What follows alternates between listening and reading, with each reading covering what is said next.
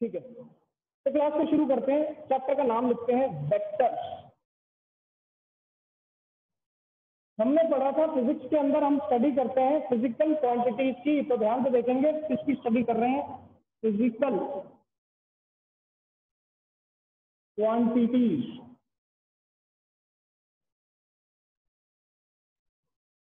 Physical quantities की study कर रहे हैं।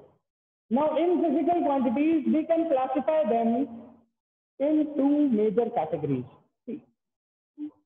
नंबर वन, हम फिजिकल क्वांटिटीज को क्लासिफाई कर सकते हैं एज स्केलर क्वांटिटी, इसके फॉर्म में, स्केलर क्वांटिटी के फॉर्म में। And number two, we can classify them as vector quantities. Vector quantities बेटा बचपन में सीखा था स्केलर होता है, वेक्टर होता है। आज अपन देखेंगे वेक्टर जो पूरा चैप्टर होता है, ठीक है, तो पूरी उसकी बात करेंगे। उससे पहले स्केलर क्वांटिटीज क्या होती है, मैग्नीट्यूड ओनली, ठीक है। ऐसी क्वांटिटीज जिनको सिर्फ और सिर्फ मैग्नीट्यूड की जरूरत पड़ती है डिफाइन करने के लिए, उनको क्या बोला जाता है, स्केलर क्वांटिटीज बोला जाता है। But those quantities which require magnitude as well as direction are known as vector quantity। समझने के लिए टाइम उठा लेते हैं, किसको, टाइम। ध्यान से देखना बच्चे, बहुत ही आसान चीज। मेरे हाथ में मान लेते हैं घड़ी है, अभी नहीं है, चुरा ले गया था मेरी घड़ी कोई, लेकिन अभी मान लेते हैं कि मेरे हाथ में घड़ी है, ठीक है, और मुझे टाइम देखना है, तो मैं क्या करूंगा, मैं टाइम देखने के लिए अपने वॉच को ऐसे लूंगा, यहाँ पर ऐसे टाइम देखूंगा। मान लेते हैं अभी टाइम हो रहा है 10 बज रहे हैं, late us suppose that the time is 10 o'clock। मैंने अपनी डायरेक्शन को चेंज कर दिया। फर्स्ट ऑफ ऑल पहले मैं ऐसे देख रहा था, बाद में मैंने अपनी डायरेक्शन को बदल के ऐसे कर लिया। मैंने फिर से टाइम देखा, मुझे ऐसा लगा अभी भी 10 बज रहे हैं, तो मैंने कहा चलो फिर से डायरेक्शन बदल के देखते हैं, कुछ चेंज हो जाए तो। फिर से डायरेक्शन को बदला, देखा अभी भी 10 बज रहे हैं।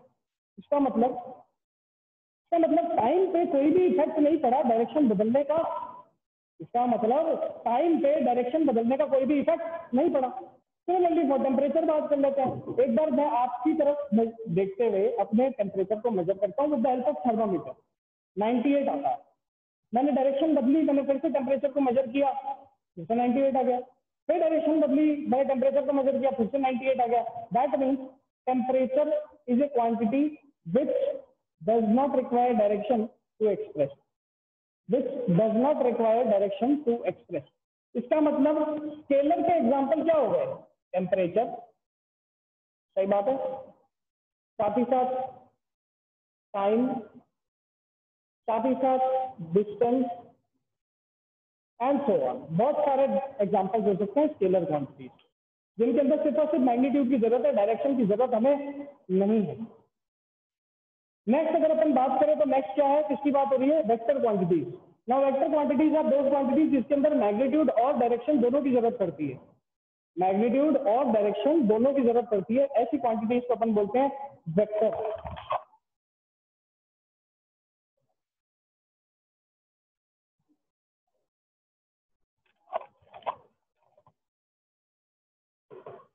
नेक्स्ट क्वांटिटीज कौन सी है, वेक्टर क्वांटिटीज। ना वेक्टर क्वांटिटीज ऐसी क्वांटिटीज होती है जिनके अंदर मैग्नीट्यूड और डायरेक्शन दोनों की जरूरत पड़ती है। जैसे कि फॉर एग्जांपल फोर्स, एग्जांपल से देखते हैं, ध्यान से समझ में आ जाएगा। फोर्स को अगर ध्यान से देखूं तो देखिए ध्यान से कुछ इस तरीके, ये मेरे पास एक ऑब्जेक्ट है जो कि एक ग्राउंड पे पड़ा है। मेरा क्वेश्चन आपसे ये है कि फटाफट आप मुझे बताइए, I have applied some force over this object, ये ऑब्जेक्ट कहां मूव करेगा। My question is that I have applied some force over this object, मैंने इस ऑब्जेक्ट पे कोई फोर्स लगाया, तो आपका आंसर क्या होगा कि सर पहले ये तो बता दो डायरेक्शन कौन सी है। सर आपने फोर्स इधर लगाया कि फोर्स इधर लगाया कि फोर्स ऊपर लगाया कि फोर्स नीचे लगाया, ये तो बताओ। मैंने कहा बेटा फोर्स ऐसे लगाया मैंने, तो आपने बोला हाँ सर अब बता सकता हूँ, ये बहुत पहले आगे जाएगा। इसका मतलब फोर्स कैसी क्वांटिटी है, वेक्टर क्वांटिटी। क्यों, क्योंकि मैग्नीट्यूड तो बताना ही पड़ा था, मुझे ये बताना पड़ा कि मैंने 5 न्यूटन फोर्स लगाया था, लेकिन सपोज 5 न्यूटन साथ ही साथ मुझे ये भी बताना पड़ा कि यहाँ पर मैंने कौन सी डायरेक्शन में फोर्स लगाया। समझने वाली बात बच्चों यहाँ पर क्या है, दैट वेक्टर क्वांटिटीज के अंदर मैग्नीट्यूड तो बताना ही है, साथ साथ मुझे डायरेक्शन भी बतानी है। Those quantities which require both magnitude and direction to express themselves are known as vector quantities, जैसे कि force, velocity, acceleration, displacement and so on।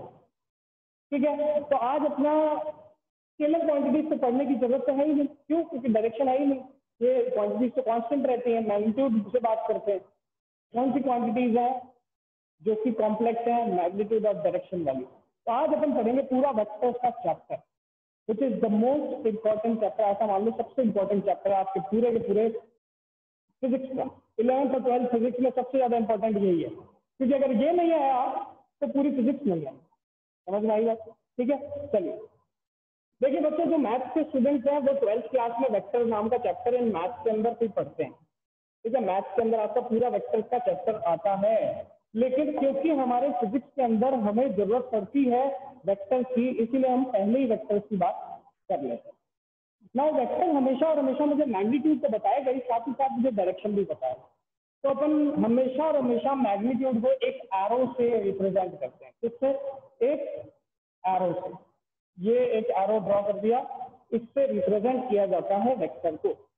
Now in always vector representation में हमेशा और हमेशा आपको क्या देखना है? देखिए रिप्रेजेंटेशन ऑफ वेक्टर के अंदर क्या देखना है?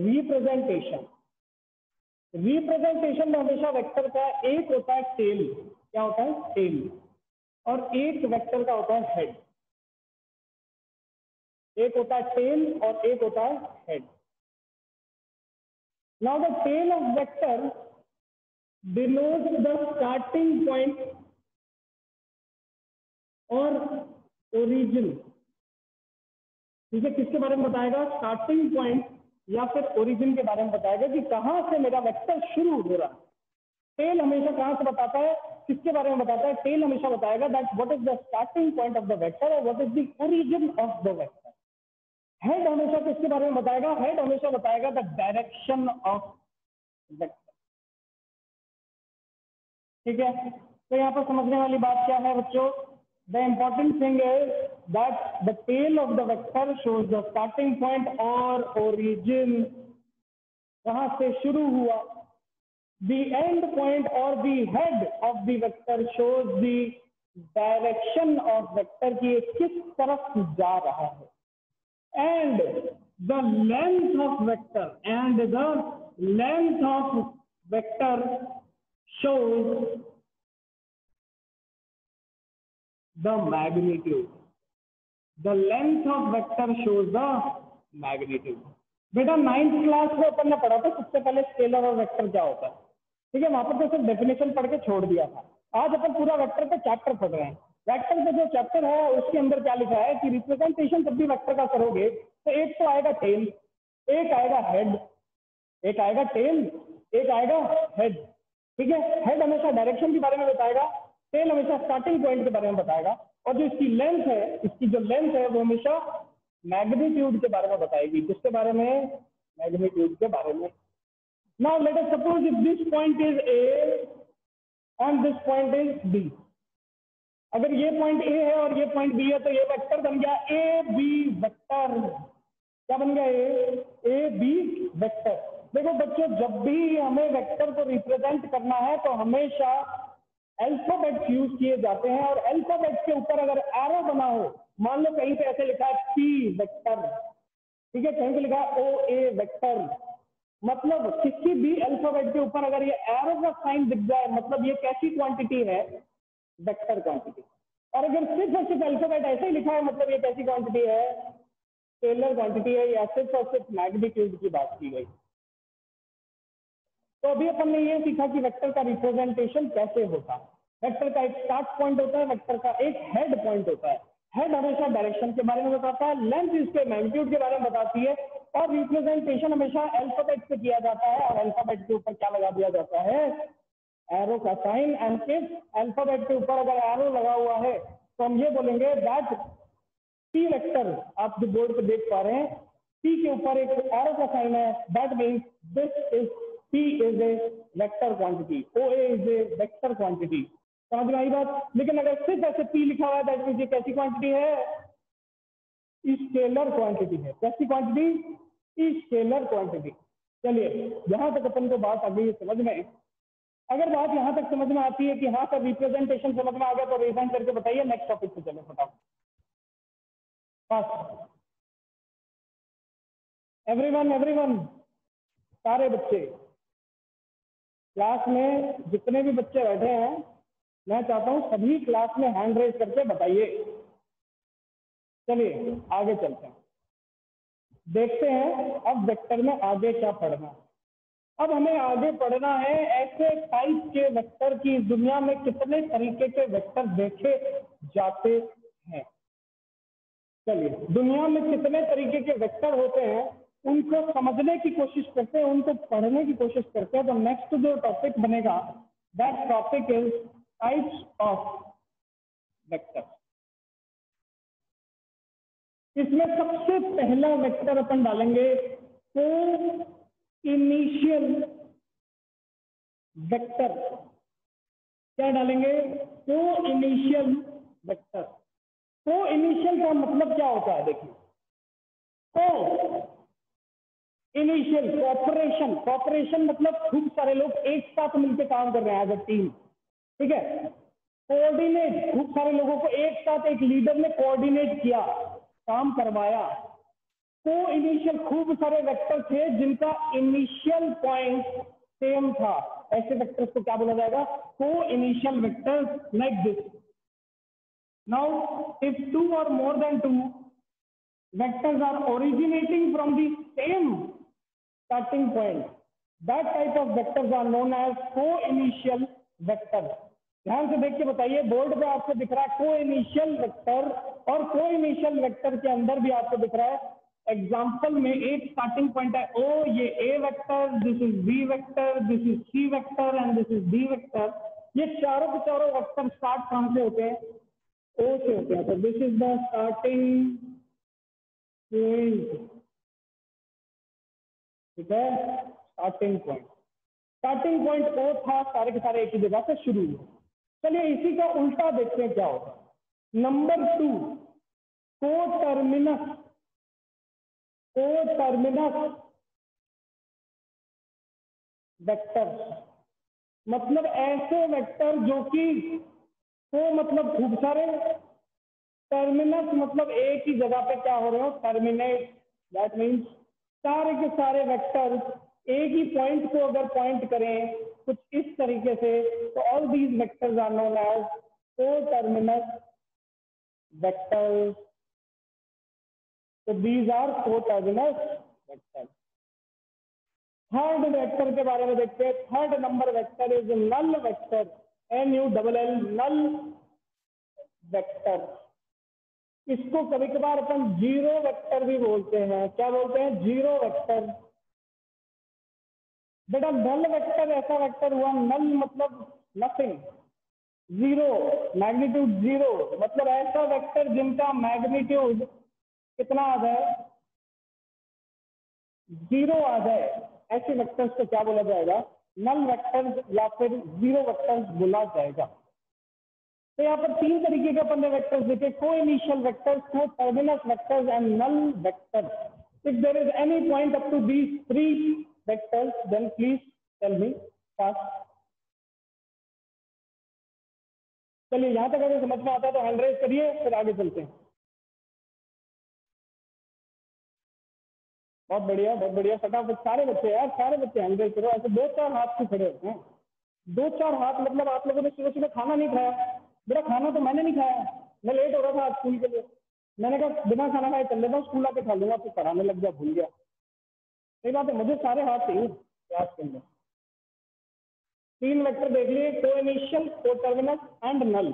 को इनिशियल मतलब जो सारे के सारे एक ही पॉइंट से स्टार्ट हो रहे हैं, को टर्मिनस मतलब जो खत्म एक पॉइंट पे हो रहे हो, एंड नल वेक्टर मतलब जिसका मैग्नीट्यूड ही जीरो। नेक्स्ट देखते हैं को लीनियर वेक्टर। क्या देखेंगे? को लीनियर वेक्टर्स, ठीक है।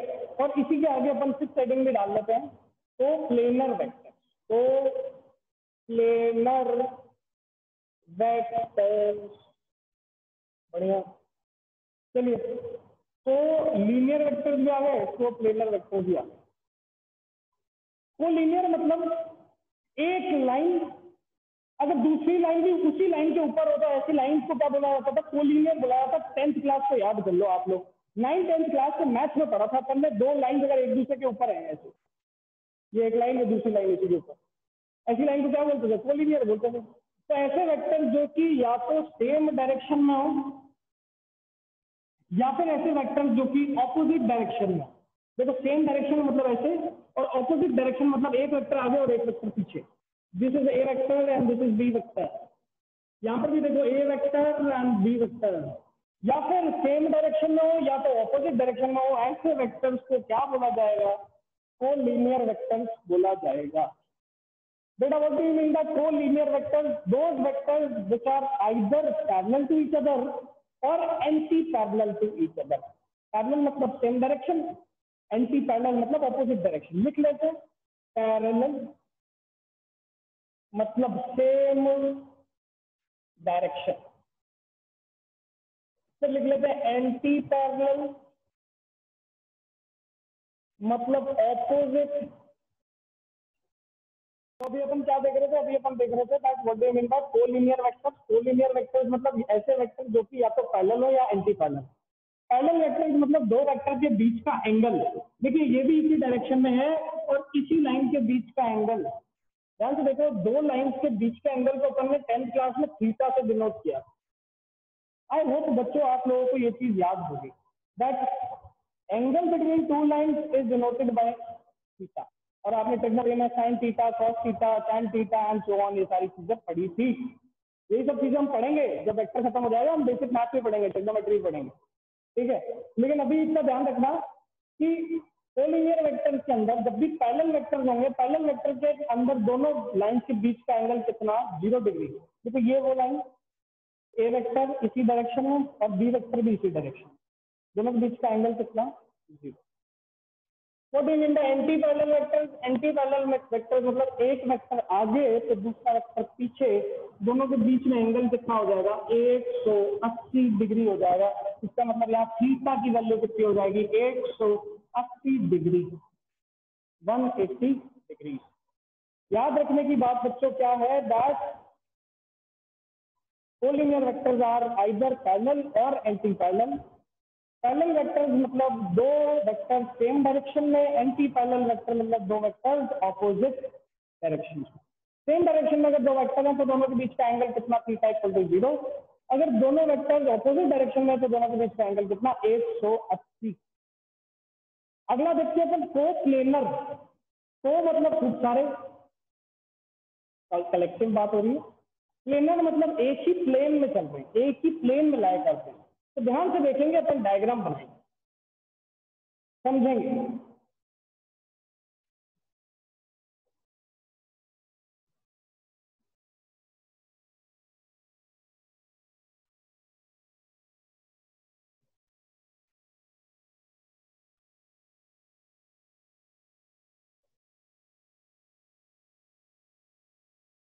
देखो बेटा, दो प्लेन दिख रहे हैं, एक तो दिख रहा है एक्स और जेड एक्सिस में, इसको बोलते हैं एक्स जेड प्लेन। क्या बोल रहे हैं? एक्स जेड प्लेन, क्योंकि एक्स और जेड एक्सिस के बीच में ये प्लेन। एक वाई और एक्स एक्सिस के बीच में प्लेन है, इसको बोला एक्स वाई प्लेन। मैंने यहाँ पर तीन वेक्टर बनाने हैं, देखो ध्यान से। एक बनाया ये वेक्टर ए वेक्टर, एक बनाया ये वेक्टर बी वेक्टर, और एक बनाया ये वाला वेक्टर सी वेक्टर। देखिए ए और बी वेक्टर तो एक्स वाई प्लेन में है, C vector x Z plane में, इस प्लेन में, और एक ये दोनों वेक्टर वर्टिकल प्लेन। तो कोप्लेनर वेक्टर कौन से हुए? ए वेक्टर और बी वेक्टर क्या हो गए? कोप्लेनर हो गए। क्यों? क्योंकि ये दोनों किस में आते हैं? सेम प्लेन में लाया करते हैं। किसमें लाया करते हैं? सेम प्लेन में लाया करते हैं। तो बेटा ऐसे वेक्टर जो कि सेम प्लेन में बैठे, एक ही प्लेन में रहे, उन्हीं को क्या बोलेंगे? कोप्लेनर बोलेंगे। तो लीनियर वेक्टर क्या होंगे? Either parallel or anti parallel. If either two vectors are in the same direction, if two vectors are in the same direction, then we can say that these two vectors are parallel to each other, or we can say that these two vectors are collinear.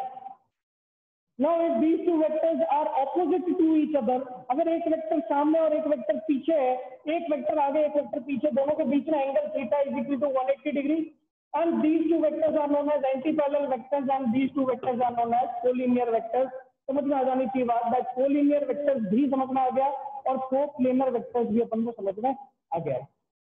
अगर यहाँ तक बात आपको समझ में आती है तो एक बार हैंड रेज करके बताइए, फिर अपन नेक्स्ट टाइप के वेक्टर्स पे चलेंगे फटाफट। Fast fast everyone, I want each and every student to raise their hand. भाई बेसिक बच्चा जानता है ये बातें, कोलिनियर कोप्लेनर क्या होता है। फटाफट आगे चलेंगे फिर अपन फास्ट। चलिए, very good very good. Now will move on to the next type of vector. 5 type अपन देख चुके हैं, coinitial, coterminus, null vector, collinear, coplanar. Now will talk about orthogonal vector. नाम से पता चल रहा है ऑर्थोगोनल, ध्यान से देखिए orthogonal. 6th number vector is orthogonal vector. बेटा ऑर्थोगोनल का मतलब क्या होता है? ऑर्थो, जो भी मुझे बता सकता है ऑर्थोगोनल का मतलब क्या होता है, एक बार हैंड रेज करके बताइए। दो students who can tell me what do you mean by orthogonal. बस घबरा गए, इनके नया शब्द देखा और सारे बच्चे घबरा जाते हैं कि यार ये तो सर पता ही नहीं। बेटा ऑर्थोगोनल का मतलब होता है परपेंडिकुलर। क्या होता है? परपेंडिकुलर होता है। तो घबराने की बात भी क्या नहीं थी। ऑर्थोगोनल मतलब परपेंडिकुलर।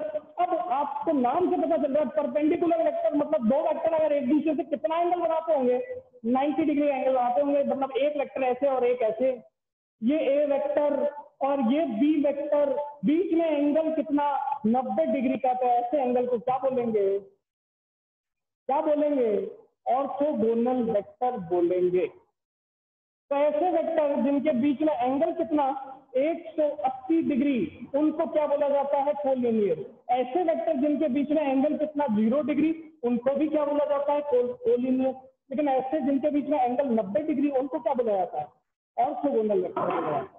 चलिए, तो यहाँ पर अपन क्या लिखते हैं कि if theta is equal to 0 degree and theta is equal to 180 degree, ऐसे वेक्टर्स को अपन बोलते हैं कोलिनियर वेक्टर।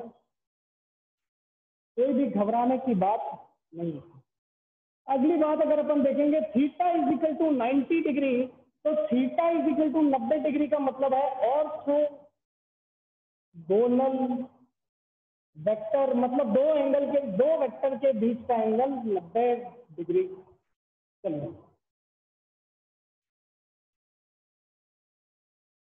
हाँ जी, समझते हैं, एक एग्जांपल से समझते हैं, ध्यान से। ये प्लेन समतल सतह हिंदी में बोला जाता है, इंग्लिश में से बोला जाता है प्लेन। एक वेक्टर है ऐसे इस प्लेन पे और दूसरा वेक्टर है ऐसे। दिख रहा है आपको? इस डायग्राम से आपको ये दिख रहा होगा इस एग्जांपल से कि ये मेरे पास एक प्लेन था, इसके ऊपर एक वेक्टर ऐसे एक वेक्टर ऐसे। अब मैं यहाँ पर एक वेक्टर को हटा दूं और ऐसे कर दूं, मतलब एक वेक्टर तो प्लेन में दिख रहा है, ये ब्लू वाला देखो कहाँ दिख रहा है? प्लेन के अंदर। लेकिन दूसरा वेक्टर प्लेन के कैसे दिख रहा है? परपेंडिकुलर। तो आपको पता चल गया कि अगर दो या दो से ज्यादा वेक्टर अगर सेम प्लेन में लाए करते हैं तो ऐसे वेक्टर से बोला जाता है तो प्लेनर वेक्टर। अदरवाइज अगर कोई भी वेक्टर ऐसे प्लेन से बाहर हो जाए, थीटा एंगल पे हो जाए, तो अपन ऐसे वेक्टर्स को क्या बोलेंगे? को प्लेनर की कैटेगरी में नहीं डालेंगे। बेटा बात यहाँ तक समझ में आती है तो एक बार डिजाइन करके बताइए सारे बच्चे। अगर बात यहाँ तक समझ में आती है तो एक बार डिजाइन करके बताएंगे सारे के सारे बच्चे। चलिए, तो अपन को यहाँ तक समझ में आया कि थीटा 0, 180, 90 पे क्या क्या होता है, नाम क्या क्या बोला जाता है। अब आज की बात से कहीं कभी फिजिक्स के अंदर ऑर्थोगोनल शब्द आए तो आपके दिमाग में भेजेंगे एक ही चीज आनी चाहिए, ऑर्थोगोनल मतलब 90 degree.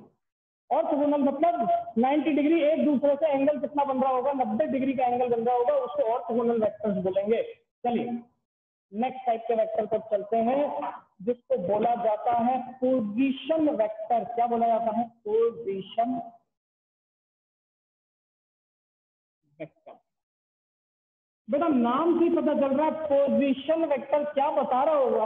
It will represent the position of any particle. किसी भी पार्टिकल की पोजीशन अगर बताई जा रही है उसको किस वेक्टर से बताया जाएगा? पोजीशन वेक्टर से बताया जाएगा। तो this vector represents the position of any point with respect to origin। किसके रिस्पेक्ट में बताएगा बेटा? ओरिजिन के रिस्पेक्ट में बताएगा।